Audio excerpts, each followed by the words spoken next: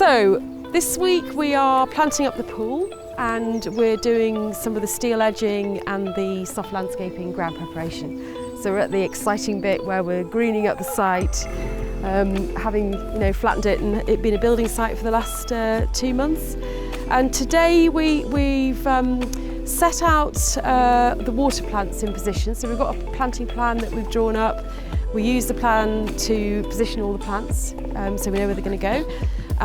Prior to that, we've actually knocked off the root ball, which is where we reduce the root ball so we don't have as much of the planting compost around the roots.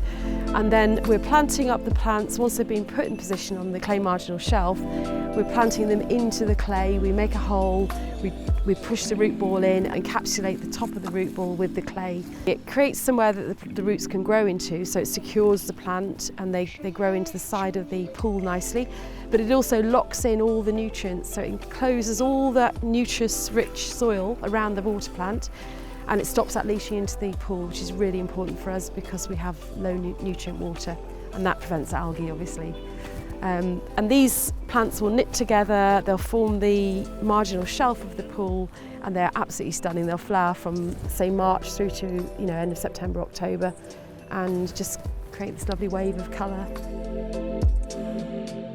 So at the back of the deck we've got this beautiful border that's going to wrap around the deck, and that's going to have, the very far border is going to have like a backdrop of beautiful white Betula nigra, which is river birch, with coloured cornus, red willows, and then we've got in the front of it we've got this beautiful naturalistic meadow. And if you look at the colours of the soil, we've used all the topsoil from the dig out and we've saved that right to the end, and that's gone in the planted areas, which is the border, and that will have a bark mulch over it and cover the plants so we have maximise on the growth.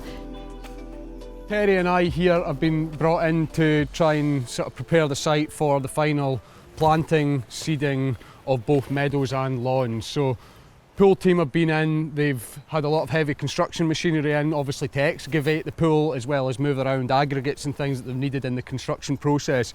So we are now going through a series of earthworks to try and alleviate compaction from some of that machinery to begin with, as well as improve some of the natural contour on the earth. Now, one of the big things, and it seems very counterproductive, is first of all we start by using a rotavator, both a handheld like this one that Terry's modelling for us, as well as one that's mounted on a compact tractor for bigger areas on the site. And this just helps to loosen the earth up. It aerates it, it allows water to penetrate, it relieves some of the compaction left behind by some of the big excavators. What we then do is we go and squash it all back down again, and this essentially means that it will find its finished level. We use a rake to remove any of the stones and things. You can see there's quite a lot of stone, so all over the site we've been through and we've given it an initial raking just to lift some of that, and we'll continue to do so with different levels of vigour to remove as much stone and detritus from the soil profile.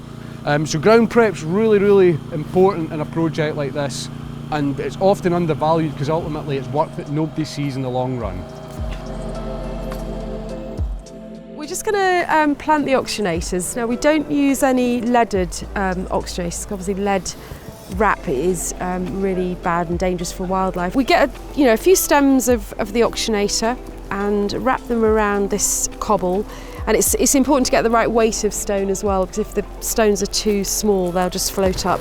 And then we just wrap a natural elastic band around the oxygenators, and that just secures them nicely. This allows us just to drop it into the pool and sort of throw it to where we want it to be.